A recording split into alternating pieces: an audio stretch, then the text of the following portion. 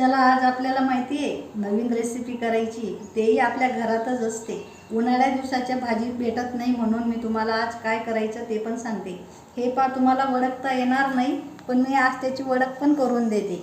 आपण कुडाया करतो ना, कुडायाचे गहू वलायला टाकतो आणि वलताना नंतर आपण दळून आणतो गिरणीवरनं। एक पाणी परत चीक काढायचं, दुसऱ्या पाण्याला जे चीक काढतो आपण ते गव्हाचा हा कोंडा आहे। हे पा तुम्हाला दिसेल, हे पा हां। आणि याची भाजी करायची कशी लागते ते पण सांगते, खूप चविष्ट लागते आणि कशी बनवायची ते पण सांगते। हे पा मी कांदे टाकले, हिरवी मिरची टाकते परत आणि ते मस्त परतून घ्यायचे। लसूण घेतलाय, ठेचून घ्यायचा, चवीनुसार तिखट घालायचं, गरम मसाला आहे थोडा, बस। तेल टाकते, टमाटा टाकायचा लगेच, त्याला चांगलं शिजून घ्यायचं। टमाट्याला जिरं घालायचं, असं मस्त चाळून घ्यायचं। परत कढीपत्ता आहे तो पण घालायचा। त्याला आता तिखट घालते, आपलं मसाला, तिखट आणि मसाला, लसूण वगैरे, हळद।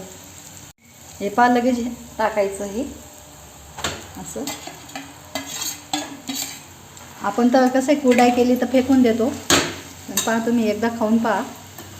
काय करायचं, पहिलं धुवून घ्यायचं चीक, लगेच दुसऱ्या वेळेस धुताना काढून घ्यायचं आणि खूप छान वास येतो आणि खूप चांगलं लागतं, असं आंबट चिंबट आणि मस्त चवीला पण खूप भारी लागतं, अंड्याच्या चटणीसारखं।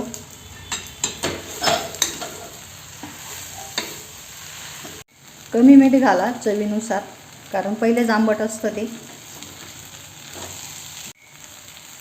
चवीनुसार कोथिंबीर घाला मस्त, जास्त बी राहिली तर काही नाही।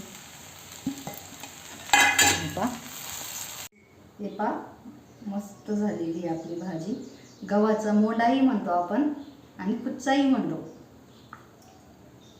एकदम भारी, करून पहा, मस्त अंड्याच्या चटणी सारखी लागते।